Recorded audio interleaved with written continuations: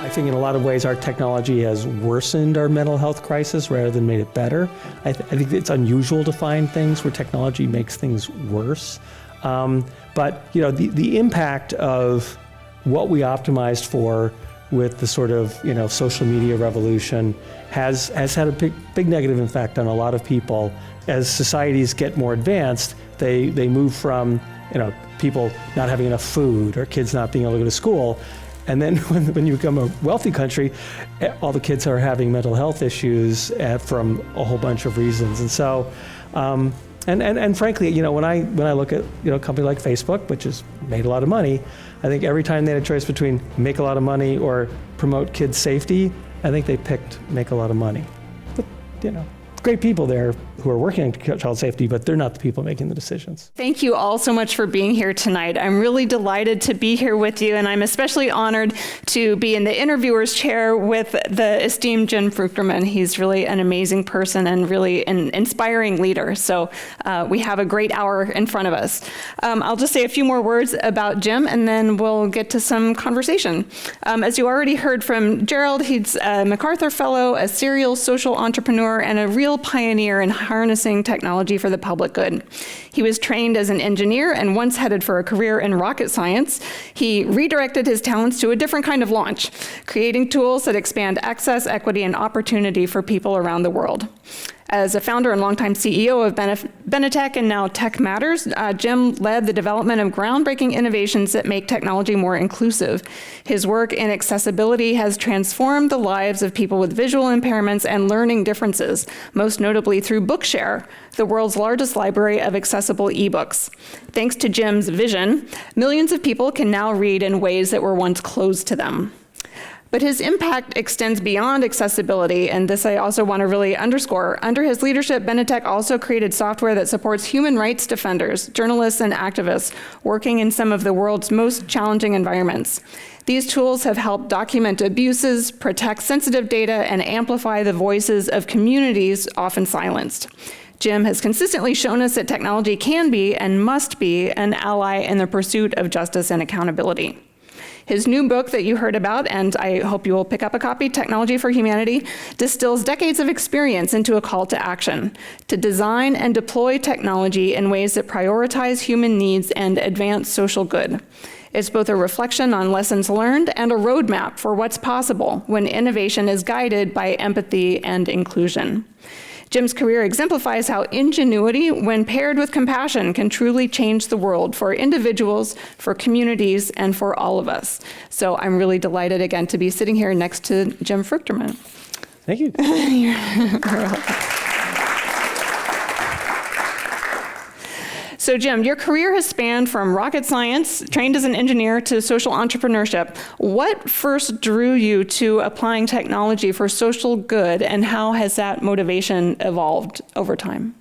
Well, I went to Caltech, I was a geek, and I wanted to win a Nobel Prize in physics or become an astronaut. That was kind of the plan. But I thought that probably becoming a research professor was more likely.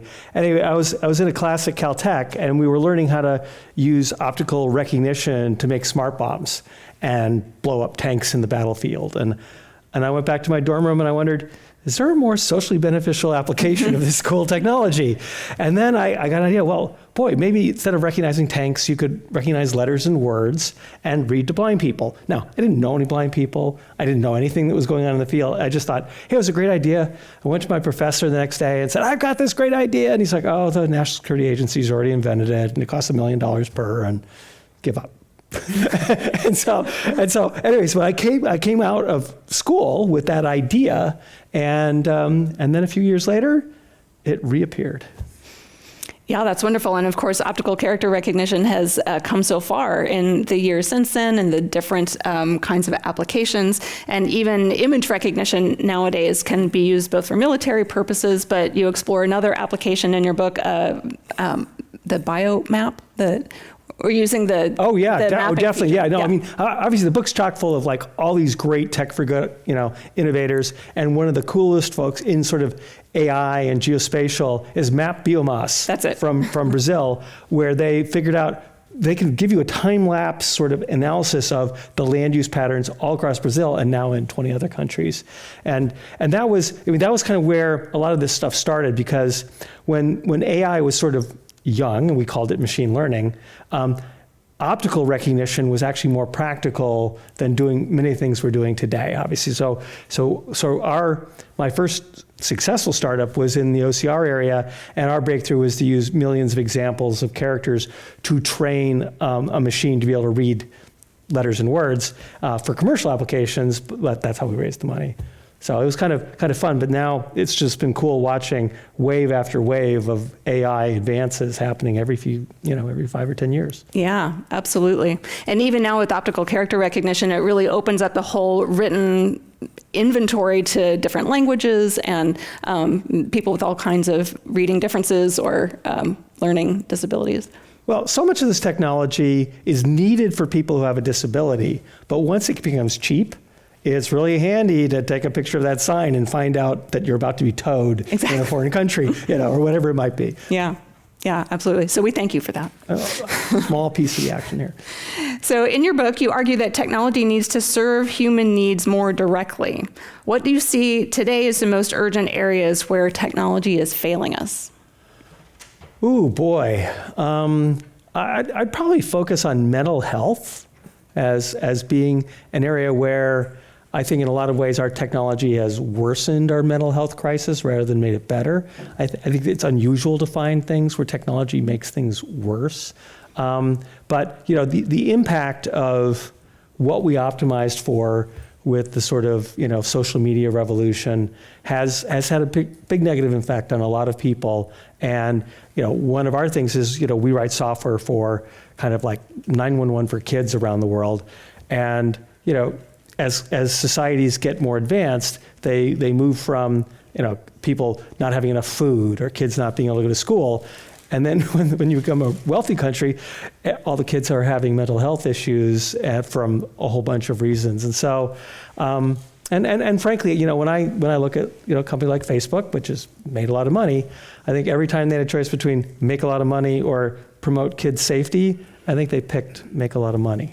But great people there who are working on child safety, but they're not the people making the decisions. Right. No, and you speak in the book a lot about those tensions between for-profit and nonprofit business models, and what are you optimizing for, profits versus meaning or community health? Or and my venture capitalists, they have a role, and I needed them at one stage in my career, and they actually were, relatively speaking, good to me, but fundamentally, they're not in the business of charity, and they were very clear about that. Yeah. Well, it really is such a double-edged sword because, as you point out, there's a lot that technology has done to make mental health worse, especially among teens and young people. On the other hand, another example that you point out is crisis text line. Mm-hmm. And so being able to have some sort of automation, in that case, a lot of them were actually humans on the other end of the text, but it did require that kind of technological intervention.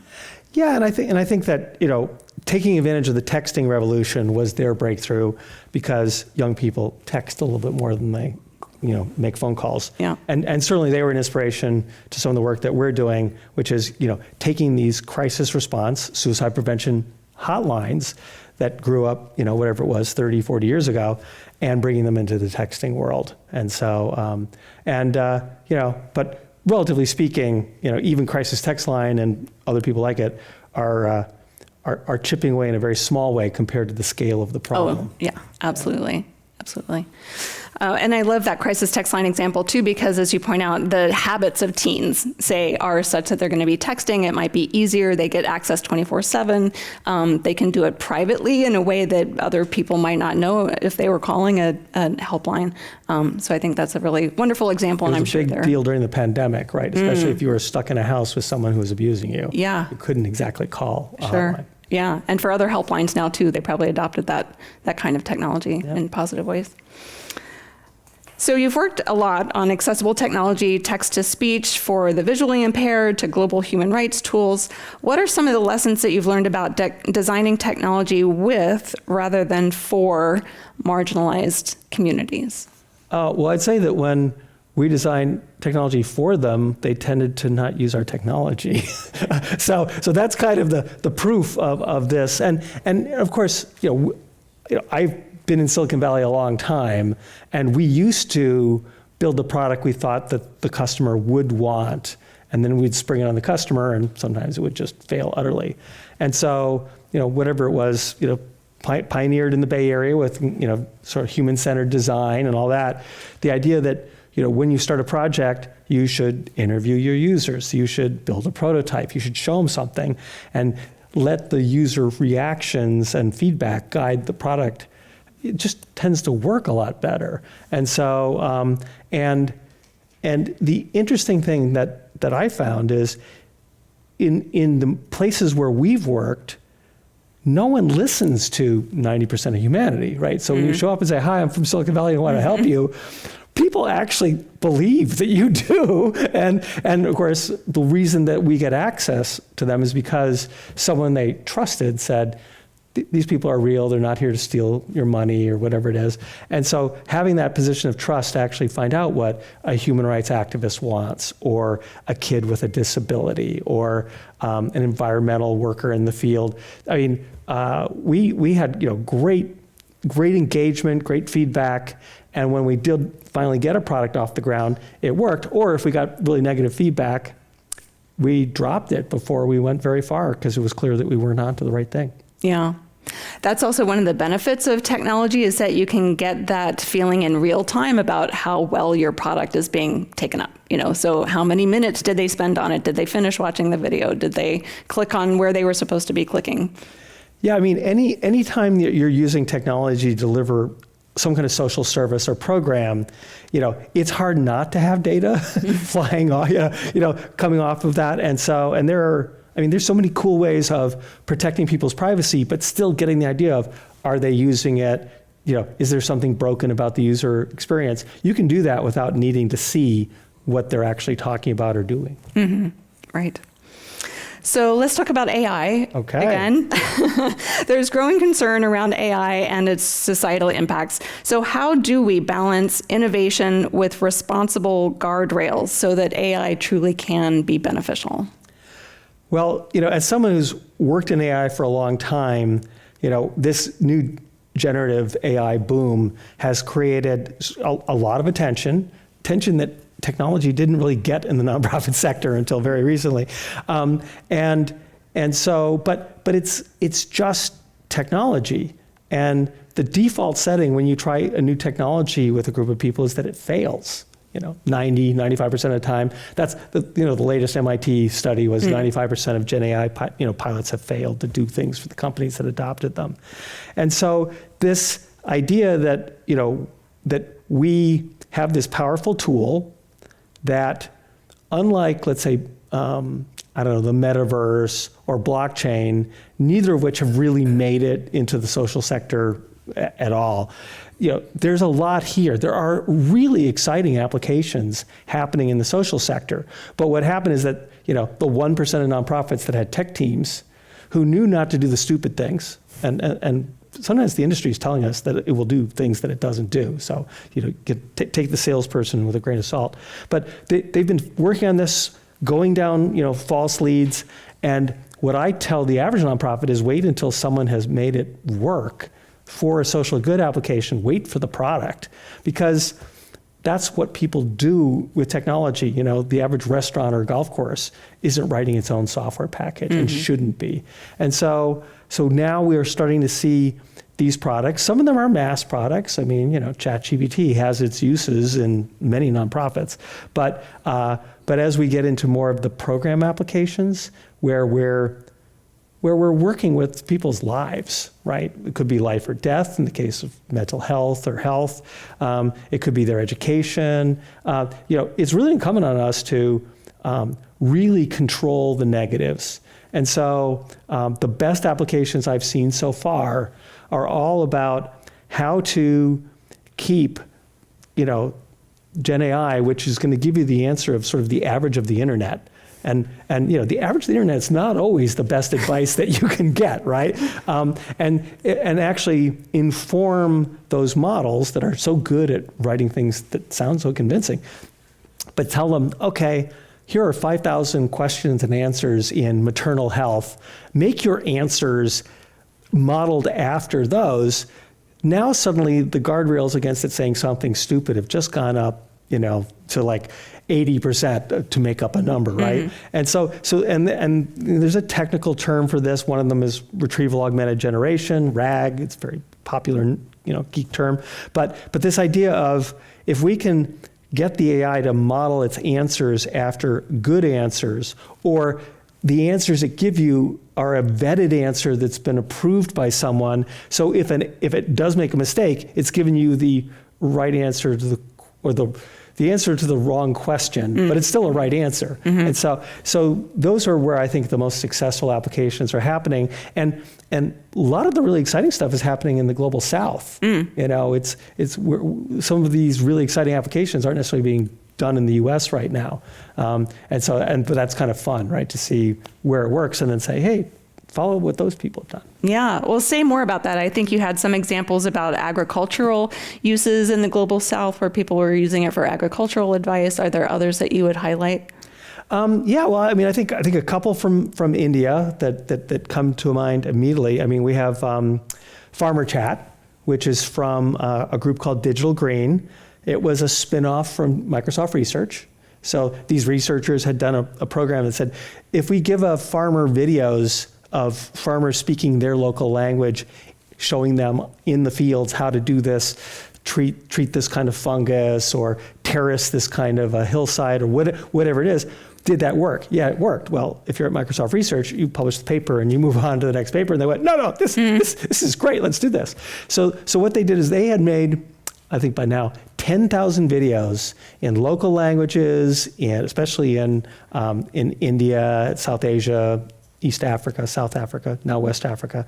And what they did is they trained the generative AI chatbot to model its answers after these videos. So the videos were the source material, and the answer is it shows you the video.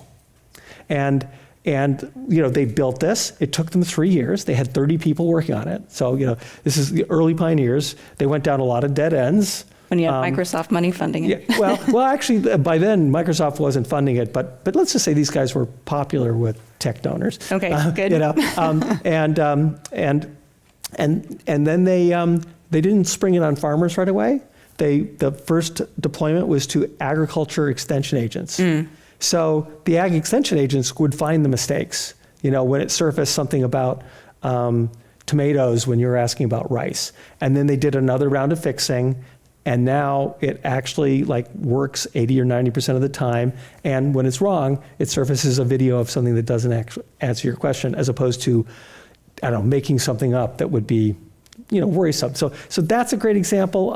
Something that I think you'll see in a lot of different organizations, and of course there are commercial products work in this area, is train on our knowledge, and then you get an expert that knows your knowledge. And so that could be your human resources handbook, right? Which is sort of a default setting as you're trying to lay off more HR people, which of course a lot of managers like to do that kind of thing. There's a journal in India called the Indian Development Review, which is kind of like Stanford Social Innovation Review or Harvard Business Review, but of the Indian development field. And they trained it on all the articles that have been published in Indian Development Review, would surface the articles, would give you the different arguments on either side of this particular development issue. It's beautiful. And I think you're going to see more products like that, so that, and now I'm going to project it. So these are things that work. The thing one thing I'm really excited about is I'm on the board of a Tech for Good nonprofit called Nextleaf Analytics, and Nithya Ramanathan, who's the CEO there, her vision is to deploy on-the-spot training to anyone maintaining health equipment in the global South.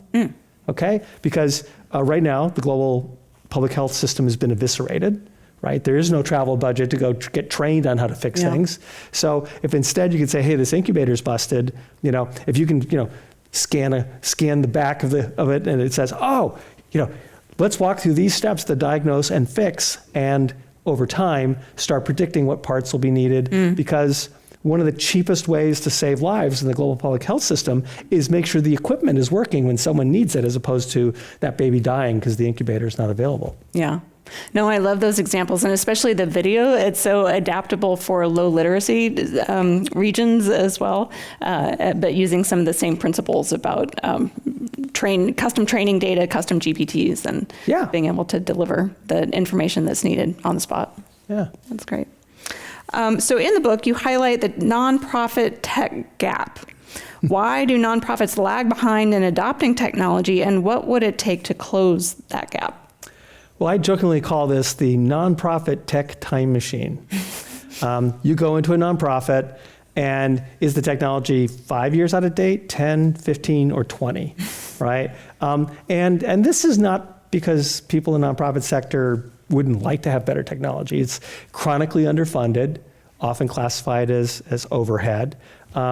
Many people in the nonprofit sector went into the nonprofit sector to get away from the tech people in college, right? And so you've got these people who don't actually think this way, donors who don't want to fund it. And so I think nonprofits fund technology at like half of the rate of small business, right? And then big business makes even bigger investments in it, because your average big business nowadays is actually a software company masquerading as something else.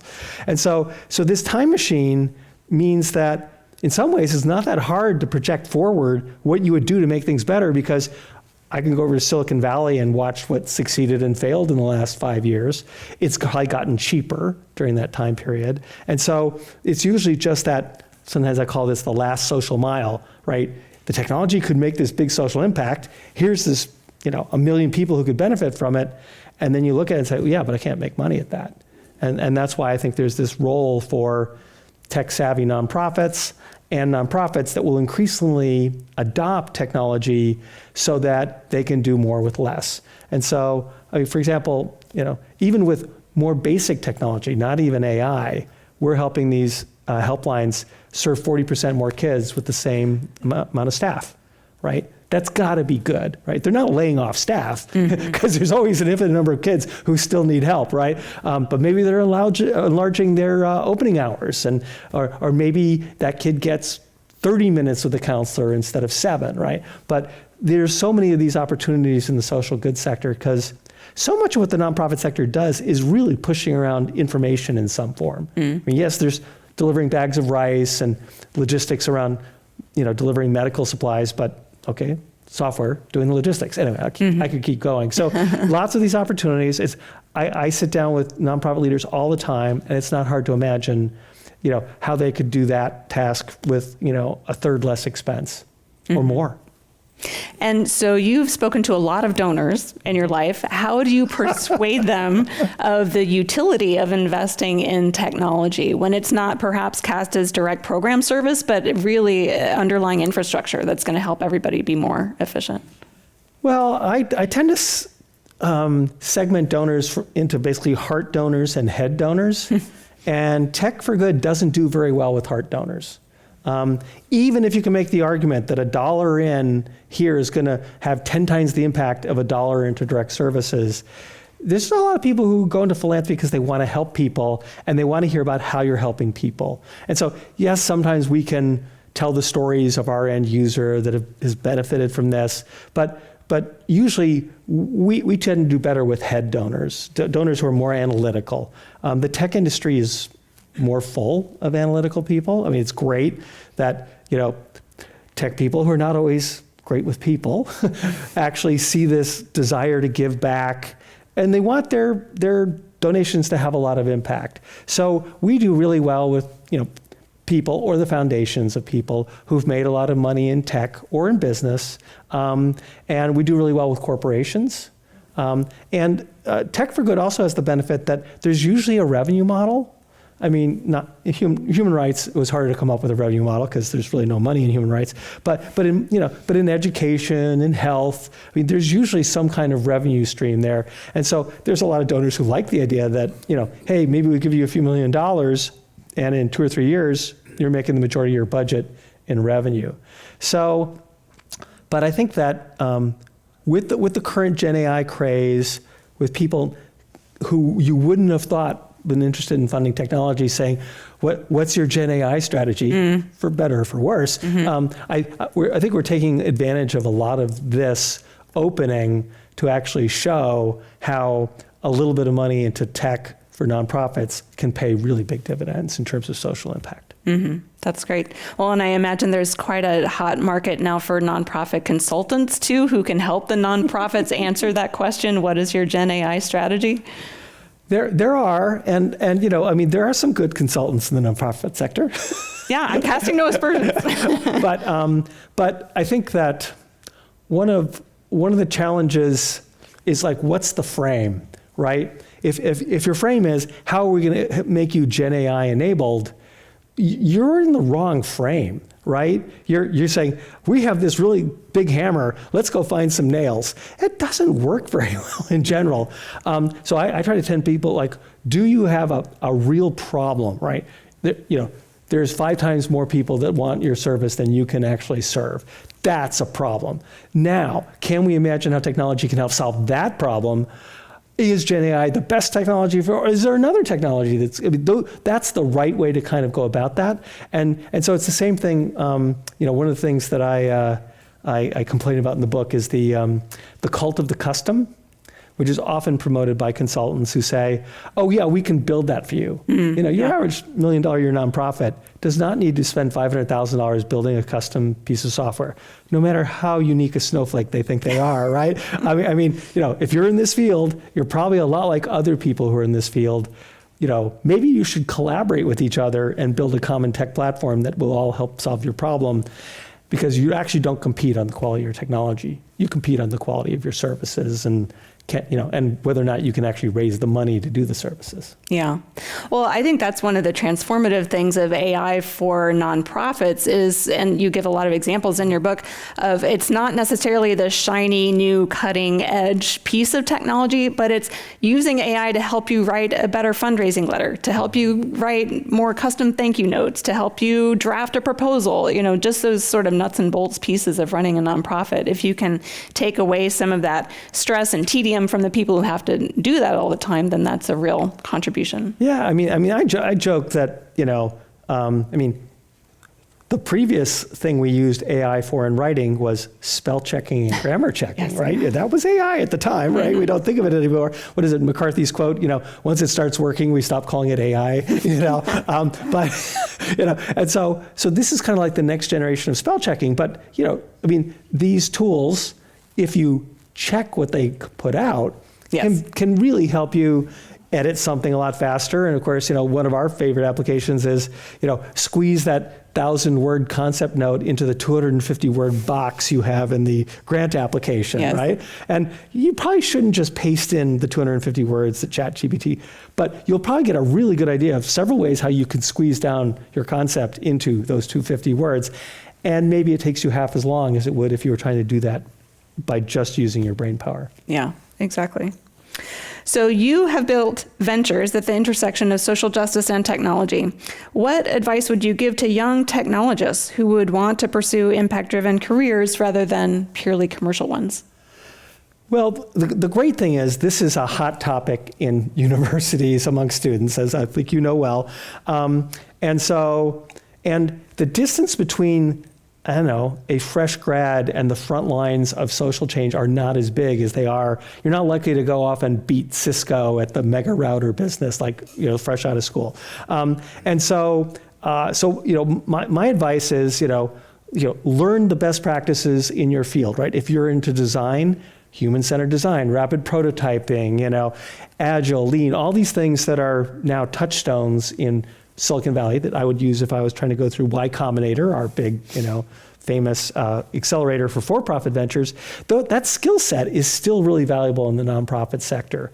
And so I tell people to go do that. If they've got big student loans, I say, well, go work for a Google or someone like that, pay off your loans, and then come over to the bright side of technology, work for us for a fraction of what you were being paid.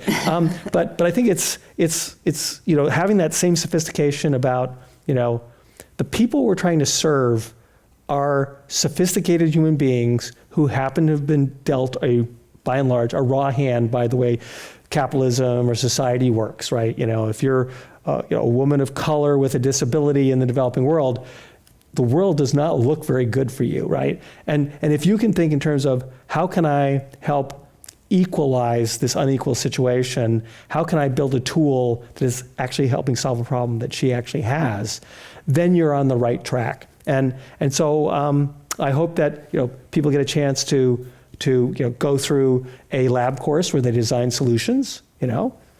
1 out of 20 of those turns into a successful social venture. That's really quite cool. Or try to actually get in on the ground floor. And not everyone is cut out to be an entrepreneur.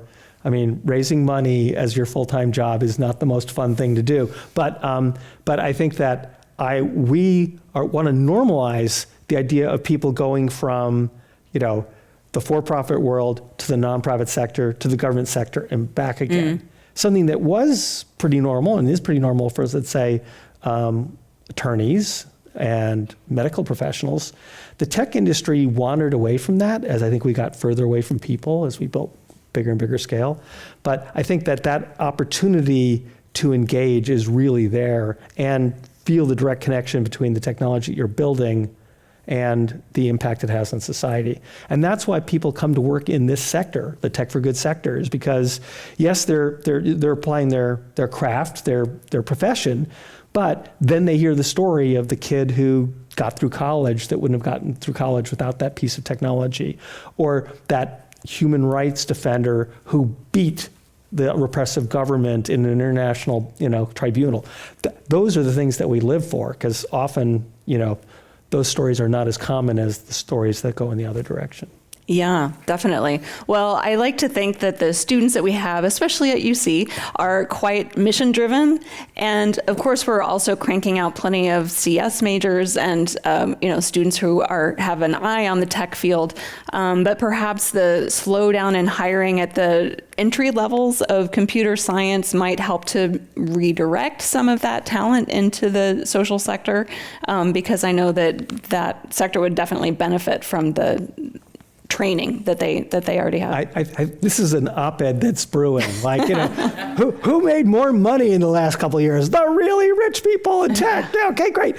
Why don't you, while you're busy laying these people off, why don't you actually fund more tech for good innovation? And those people will find their way to doing something good for society, and the world will be a better place. And of course, there are a handful of those big donors who are doing that sort of thing. So yeah, we need more of them. Yes. Well, and also I think that combination of tech for good and entrepreneurship, especially at Berkeley, there's a very lively entrepreneurship culture, and trying to marry that with, say, a change maker kind of program, which is something that our chancellor has really championed, I think is one good path to lead to some of the programs and companies that you have been working with.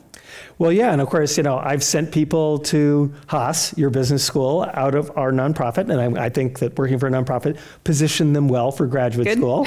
I've hired people out of Haas and out of Berkeley and Stanford and Santa Clara and San Jose State, because I think that this is happening more and more, this sort of evolution.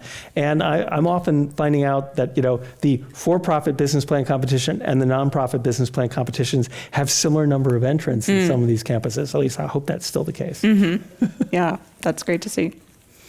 So we've talked a lot about Silicon Valley. The ethos there has been, and probably continues to be in some cases, the idea of move fast and break things. Mm-hmm. So how does your vision of technology for humanity differ from that ethos? Well, I think in the nonprofit sector, you have an ethical obligation to not break things. Yeah. Right? We don't have exactly a Hippocratic oath, but in tech for good, we should, mm-hmm. right? First do no harm, then actually make sure you're actually, doing things that are well, and that you're actually actively managing for the bad outcomes, mm-hmm. right? I think that's incumbent upon things. Now, I happen to think that's a way to build a successful product in the for-profit world as well. But there's been this pressure to make immense amounts of money, and in some cases to treat your current customers as kind of just a stepping stone to the future customers that you're going to have. And it's not a very friendly kind of concept. And so what I think that Tech for Good allows people to do is actually do what most tech people would want to be doing. I mean, I talk to a lot of people who are disillusioned by working in the tech industry, whether it's they're on their 7th startup, they've sacrificed their family life, and they never made it because none of the startups actually made any money, or if it did make money, somehow they got screwed out of it, right? Which is quite a common story in Silicon Valley. And so the idea that you could work on something that actually means something, make a decent living, have health insurance, and have your kids be able to explain to their friends that, you help people who are blind or whatever it was. I mean, I told my wife I was going to do this Tech for Good thing in the nonprofit sector for a year and then hire an executive director. And I think that was over 35 years ago. So it's very sticky to be working on something that means something. And, and suddenly your economic objectives shift from getting rich to making a living and having a life that's, worth living, I think. Yeah, and having an impact. I think a lot of the programs that you have worked on have certainly had an impact, and they're wicked problems. So for a certain kind of person, that's also quite attractive, right? You're not going to solve poverty in our lifetimes, so there's always going to be something else to work on to try to make a difference. Well, and this iterative approach is a good way to tackle wicked problems, right? Because wicked problems are complicated because they're not straightforward, right? And so if you can try out a program, because our technology is always, basically delivering a programmatic intervention. Someone has to have thought of what is the thing that this person needs, and we're using technology as a vehicle to do that. But if it turns out that you think this thing is going to really help people, and you get a year in and you realize that 60% of people aren't helped at all, and 40% are, you'll start getting smarter about, okay, we need to make sure that we only focus on the people we can help and less on the people we can't help. Or, hey, we have a new idea that can maybe help those 60% we missed out on. Having that kind of iterative approach, which is the fundamental approach that business is now taking to technology, is great in the social sector as well. It's just that what we're optimizing for is not extracting maximum dollar per unit of effort, but instead having the maximum impact while somehow breaking even. Yeah, exactly. That's success for the nonprofit. We'll take it. Absolutely. So could you share a story from your work that best illustrates the power of technology to transform lives in ways that are not usually seen in mainstream tech narratives? And one example that I just wanted to call out from your book too, maybe you could speak to, is a project on a better deal for data. So talk about the data privacy and management that you've been working on. Yeah, I think, one of the things about accessibility for people with disabilities that's very sticky is we've moved from a world where, when I started, by and large, blind people were read to, often in person or by getting a book on tape, and literally tape, right, audio cassette tape. And if you think about, during my career in this field, we've gone from books on tape to scanning your own books. And, like within the first year, I remember hearing from a journalism grad student who said, I was about to drop out of my journalism class because I had to read my classmates' assignments and grade them as part of, and I could never get a reader who could actually do it in time to make the deadline. And now that I have a scanning reading machine, I can actually scan it and do the work with, my talking PC. And so just that one idea of here, and I got a story today in a board meeting that was very similar to, dyslexic kids who hate reading suddenly finding themselves liking reading. Well, somehow, if you go from hating reading to liking reading, something tells me that school is going to be a much more friendly place for you, and you're much more likely to advance in school. But back to this sort of narrative. So we went to, from people being read to, or tapes being sent through the mail, to people doing their own scanning, to Bookshare, which was modeled after Napster, because the woman who was running Napster lived 2 doors down, and I got infected by Napster. And I went, ooh, Bookster. And so that's where Bookshare, I was told not to call it Bookster, became, the blind community is building a library for each other, right? Now a sighted person doesn't decide whether it deserves to be in the library for the blind. A blind person decides, or a dyslexic person decides, or the teacher of someone decides. And now we're in I like to think the final stages, which we've gone to the publishing industry and say, hey, you guys are into ebooks now. Why don't you make your commercial ebook just as accessible as we've been retrofitting your books? And now more and more publishers are doing that. So now the idea is that the standard book that more and more people are getting works perfectly well for people with disabilities. They don't need a special version of it anymore because the mainstream version works. And a lot of people like audiobooks. Yes, I can attest. So that kind of, and the better deal for data. Yes. Okay. So well, before we move on from this example, okay. I just would play it forward a little bit. And in the days when we will soon have synthetic voices, like you could just dial up to have Tom Hanks read you. Oh, that works today. Hopefully Tom Hanks got a royalty. Exactly. We have a little kind of that problem going on a little bit. Well, it's not exactly Scarlett Johansson. It just sounds just like Scarlett Johansson. Yeah.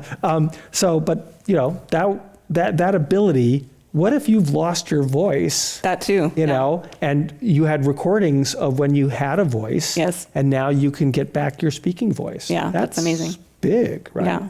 And this is a lot of the exciting stuff that goes on in the accessibility world. You know, people were willing to spend, $50,000 on a Kurzweil reading machine when I was starting, and then our breakthrough was to bring it down to $5,000. Now it's built into every smartphone, right? Mm-hmm. And once it gets that cheap, suddenly all these things that were desperately needed by someone who has a significant disability, can't speak or can't see or whatever it might be, now becomes this super convenient feature that we all just take for granted. That of course I talk to Siri or Google, and at times my coffee or my tea or whatever. That stuff that was either built for fighter pilots or people with disabilities was where voice recognition got its start, right? And so I'm really excited about this, moving more and more of these innovations into the mainstream to make everyone's lives better, because frankly, the average human being, is not really a real thing, right? We have a gigantic range of capabilities, and often, when you're driving, you have a different set of disabilities than when you're seated in an easy chair, so. But you want to move on to the better deal for data? Yes, go ahead. Okay.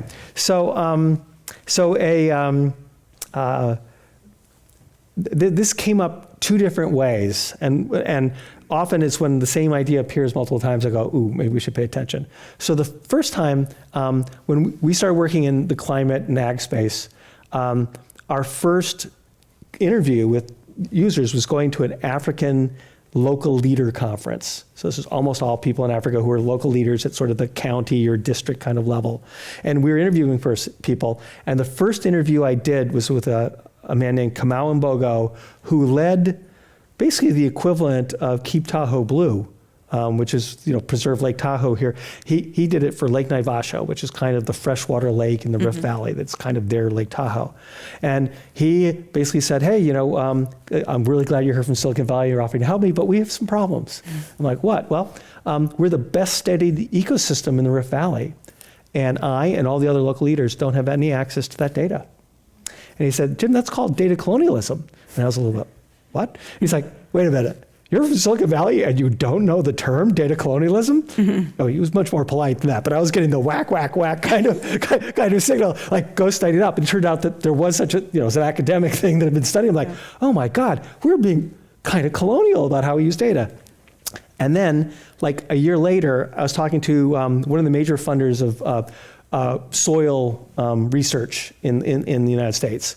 And Dr. Lakeisha Odom from the Foundation for Food and Agriculture Research. And she said to me and to Steve Francis, who runs that program, you guys need to invent HIPAA for farmers. Okay. And I went, HIPAA? That's kind of a pain. And she's like, no, but you get it, right? You go in and you talk to your doctor about something that's confidential, you get helped, and you know that your data is going to be probably used in medical research to solve that problem for you and people like you and your kids. And the social bargain, people are okay with that. She says, right now, farmers are not wanting to cooperate with data collection, which is killing the vision of the future of ag research. And she said the reason is that when people collect data from them, they've learned that by and large they get screwed. She, again, did not say that, but she said something that was its equivalent. And so that's where the better deal for data came from, which is, surveillance capitalism, as it was deemed by Professor Shoshana Zuboff, is leading to these things where people are getting the idea that when data is collected from them, they're getting abused, right? People are figuring out a way to make more money off of them, and their best interests are not paramount. And we've seen this a lot, right? So the idea is, how can nonprofits and businesses that don't want to sell out their users, how do they do that? And we went around and we looked for a model, and there wasn't one. So our idea was, what if you could come up with a handful of simple promises that says, we won't sell your data to the data brokers. We're going to use the data primarily to benefit you. You're in charge. If we do any research on your data, we're going to de-identify it and get people to promise not to re-identify it, which can be a problem. And so the idea is, like, we're going to make this bargain that you can trust us, that if we're going to collect this data, it's because we're helping you, helping people like you, doing science, but not trying to become wealthy on the backs of your data, especially your sensitive data. Because, the nonprofit sector gathers data from vulnerable people about the things that make them vulnerable. It's, in a lot of ways, the most sensitive data you can imagine. Data on kids that have been sexually assaulted. Yeah. We need to be not making money off of sexual assault, which Silicon Valley today does, at scale, make money off of that, and works at reducing the amount of it. So I think those of us who work in these areas can commit to not doing any of that kind of bad stuff. And when I talk to nonprofit leaders, they would love to sign up for something they could say, yes, we'll be trustworthy. And when we talk to farmers who are very, very worried about this, we're hoping, we'll see, that they'll be willing to cooperate with ag research as long as we don't sell them out to big agribusiness. Yeah, no, that's a really interesting model. Some of those questions come up if you're in a university setting in an institutional review board kind of questionnaire to make sure that you're treating data appropriately, that you have consent for gathering data and how the data is going to be treated after you collect it. But I think it makes a lot of sense to have some kind of standardized model also for the nonprofit organizations in a particular sector to say, this is how we are going to treat your data. Yeah, I mean, doing human subject research in universities has very high ethical requirements. And our idea is probably not to replicate those in the nonprofit sector, but build a floor that's maybe halfway between those or something like that, so that they can continue doing what they're doing, but make some promises to safeguard that data and what not to do with it. And if you are doing research, you should also do informed consent and all the things that, the more sensitive the data, the more likely you are to have a higher ethical requirement on the data you're using. Yeah, great, thank you for that. Sure. So philanthropy, government, and the private sector each play a role in shaping technology. Okay. In your view, who needs to step up the most right now? Philanthropy. I mean, I would like to say that government could do more, but this does not seem to be a time for government regulation, and obviously a lot less funding. So I'm hopeful about philanthropy. I think a few people have stepped forward. I think by and large, most of, let's say, American philanthropy is lying low. Actually, talking to my peers, we've seen a contraction in private philanthropy in the last year, which is scary given that, so much of public funding is on hold. And it's not just foreign aid funding. Obviously, that's gotten a lot of the headlines, but a lot of domestic funding has been put on hold. A lot of state and government and local government are putting funding plans on hold because they're not sure how much their budget's going to be cut because of flow downs from state or federal levels. So everything is kind of freezing up. And so I'm hoping that philanthropy, which cannot possibly fill the gap that's been created, but is there to kind of, fund the reconstruction of a lot of these things. And though, it's unfortunate, but there are very few things I know that allow you to do more with a lot less money. Technology happens to be one of them, especially if you're doing it primarily to do social benefit. Yeah, thank you. I appreciate that. Did I see our host circling around a little bit? Yeah, so if you have questions, please write them down. We'll have one more question here, and then we'll ask Gerald to come up and offer some questions from the audience. Great. So looking ahead, what gives you the greatest optimism that technology can rise to meet our biggest global challenges? That might be climate change, inequality, disinformation. So what gives you the greatest hope, and what keeps you up at night? Well, I am, still a technical optimist, even though I spend a lot of my time talking people out of using technology in dumb ways, right? That's kind of my role. But I get excited about what technology can do. a lot of what my role is, and again, I talk about hundreds of people who do this kind of work in other organizations as well. What we get to do is we are all in the tech field, hearing about the latest innovations, watching entrepreneurs and investors blow trillions of dollars and figuring out what makes sense. And then we are watching that, and we're watching what's going on in the social sector, unmet needs, and get to put those things together. For me, that's like the most fun thing I get to do, is try to go, I can connect these two things, and whether that's tell people who they should be talking to who's working on something like that, or actually, 1 out of 500 conversations is my next social enterprise. Though I think I've got to start slowing down and get the next generation going. That's why I want to get people to read the book. What gives me pause? Unfettered capitalism tends to step on a lot of people. And I think we as a society need to keep putting pressure, whether that's through regulation, which is going to be a problematic area for a while, or just social pressure. You guys are doing terrible things to kids, and we hate you. And these things actually get companies to change their behaviors. And I feel in kids, but BNP in France got basically embarrassed into getting out of lending to oil and gas projects.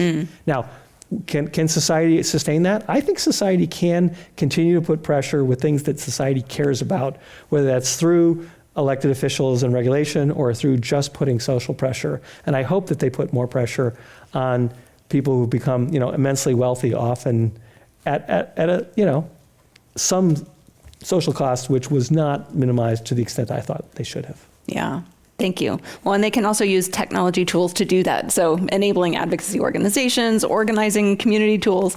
Well, and now that I've just torn down most of Silicon Valley, something I want to emphasize is when I go to a tech company and I say, I want a free license to your crown jewels, your intellectual property, so I can go after this market you don't care about. I can bring this technology to Zambia. I can bring it to disabled kids. I can bring it to human rights activists.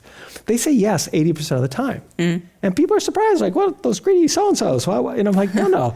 They're really proud of what they've created and find it frustrating that our system makes it very hard for them to do a socially beneficial thing. And so a lot of ways, when I tell, especially when I go to talk to classes, right? I know that most of the average class is going to go into business. When you're in charge of some intellectual property and someone says, hey, we can license that and take it to this market that you don't even care about, you should say yes. And so I think that in the heart of a lot of people, the desire to do good is there, pride in what they've done is there. We just need to create more ways for them to channel what they've created into benefiting the 90% of humanity that is neglected by our existing capitalist model. Thank you. It's a good note to pause on, and we'll ask Gerald if you have some questions from our audience. Great. Well, thank you, audience, for some wonderful questions, and I want to direct them to both of you guys to kind of kick around. Let me just start with this first one here. The question is, technological leapfrogging is real. Do you believe that the rise of digital public infrastructure, is it hype or real? Any concerns? You want to grab that one? I can start. Well, the field of public interest technology is one that we could address. And this kind of phrasing, and a lot of what Jim has already talked about, has come about, and with some funding, say from the Ford Foundation and other funders, has really done some of this investing in the development and deployment of technology that's going to address some of the social sector issues. That goes partway to answering that question. But yeah, and of course, I think Ford is modeling that after helping create the public law movement, whatever it was 50 years ago.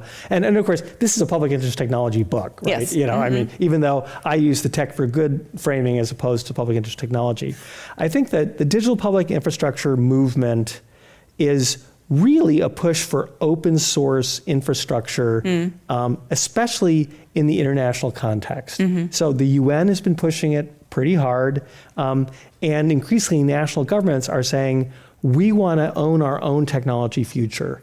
And this has really been successful in public health, right? A lot of the tech infrastructure now in developing countries is likely to be built on top of open source software, where the jobs of adapting the software to the needs of, say, Nigeria. The jobs are mainly filled by Nigerians. And for some reason, that's popular with Nigerian politicians. And so, so I wouldn't say it's hype. It's harder to do than people think. And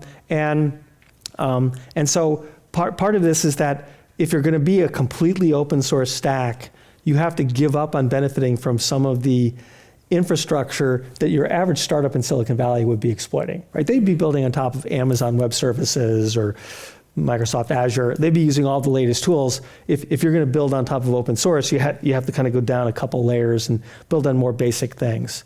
But I'll give you an example. We have a project that is completely open source.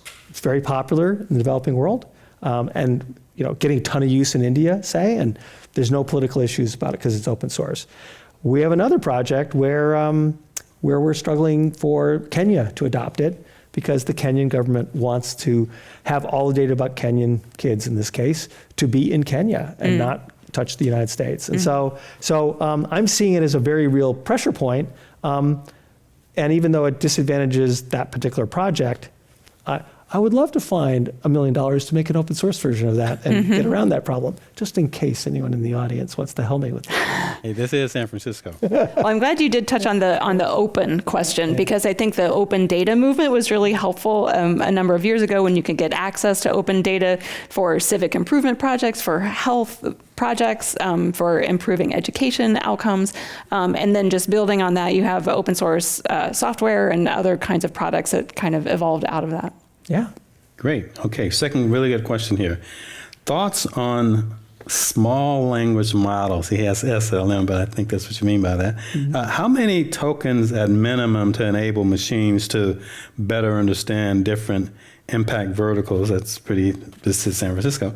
OpenAI Anthropic doesn't look into data sets less than 1 billion tokens, which is approximately 1.5 million books. So what's your thought on the small language model use? So I'm not going to name a token number for some, but I think that I'll tell you what we're doing. Right, we benefit from free technology from the tech companies. Right now, we use OpenAI's model to do summarization. We've also negotiated a zero data retention policy with them, because it's healthcare data, and they have special provisions for healthcare data. So we feel good about that, and of course they're giving it to us for free. I think that the cost of using a commercial product like that is probably practical in a place like North America. It's impractical in a place like Africa. It's just too expensive.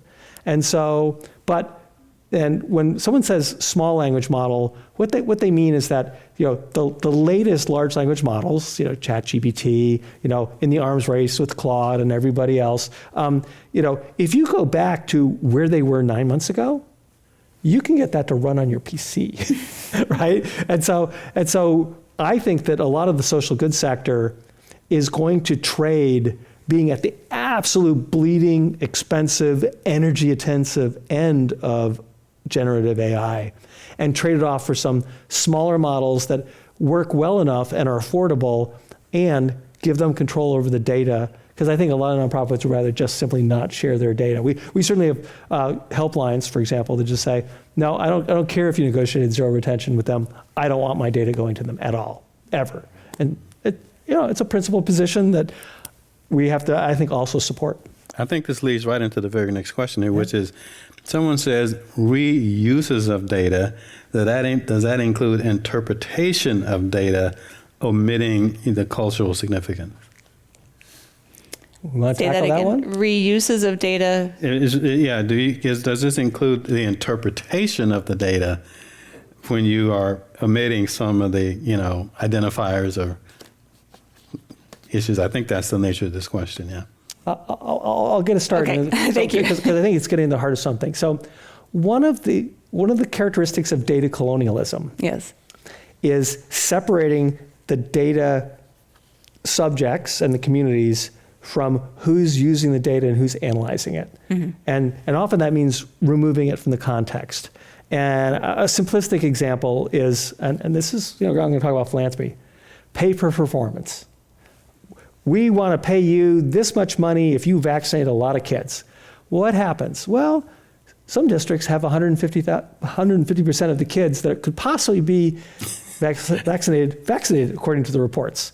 But then if you go survey the village, 60% of the kids are vaccinated. Why is that? Because you created an incentive to lie about the data. So that's one thing.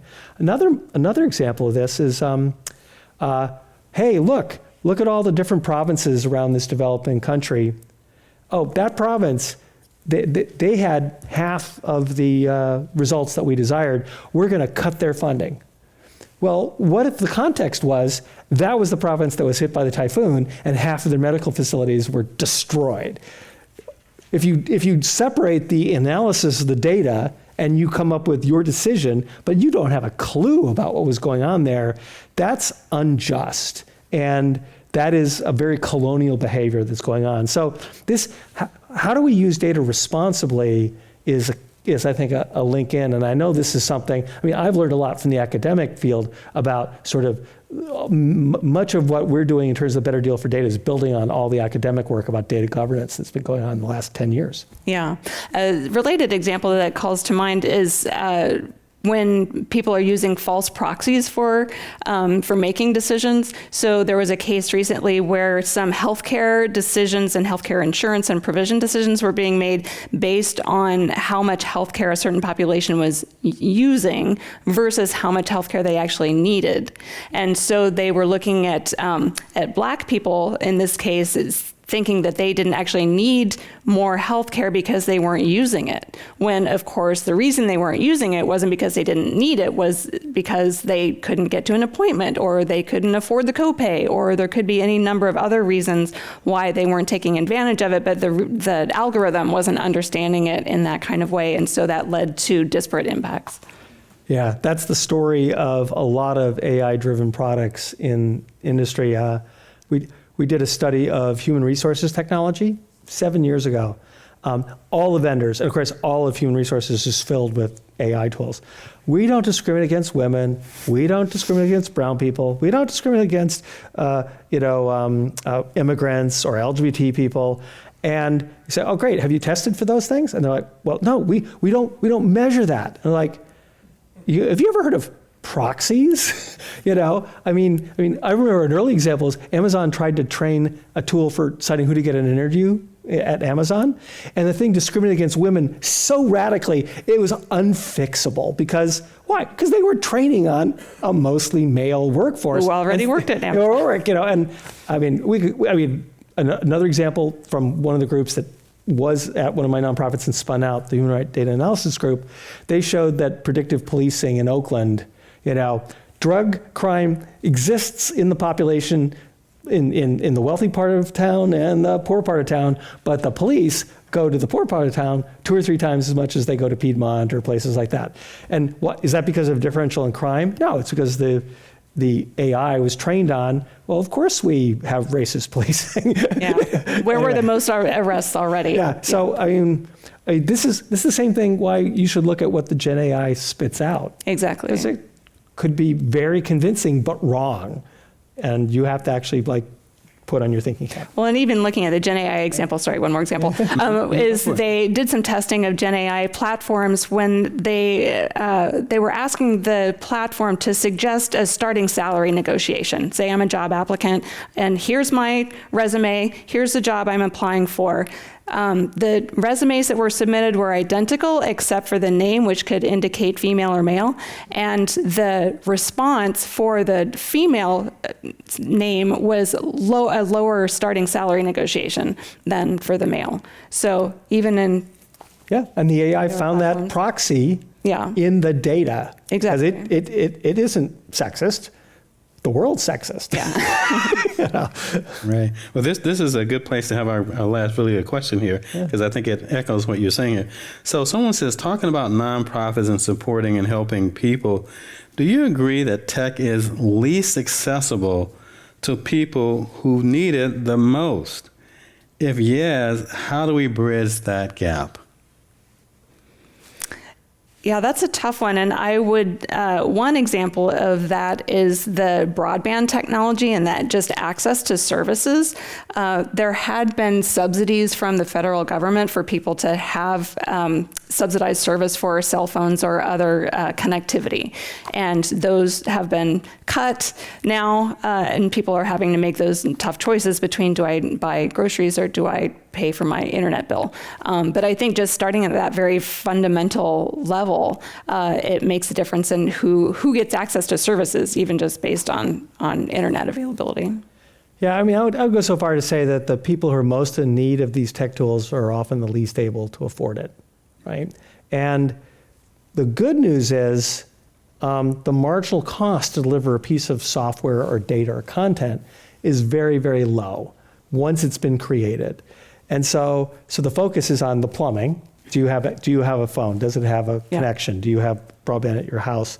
But once you get there, in a lot of ways, choosing how to price things is really at your discretion. Now, people probably know that Coke syrup is priced differently in, sub-Saharan Africa than it is here in, North America. But the same thing is true of a lot. We call it cross-subsidization. The odds are quite heavy that if we have a product, we might charge 1/10 as much in Africa as we do in the United States. And in the nonprofit sector, people actually are kind of okay with that because it's basically based more on ability to pay than on how much we can squeeze you for, right? And frankly, if someone wants to use our technology and they can't afford it at all, we're probably going to give it to them for free. But we can do that as a charity. It's very hard to do that if you're a business with shareholders or venture capitalists breathing down your neck. Great. Well, listen, please join me in thanking Jim and Camille on a wonderful program, Tech for Good. This is a program of the Commonwealth Club, World Affairs of California. Thank you so much for attending. Thank you. It's a pleasure. Thank you.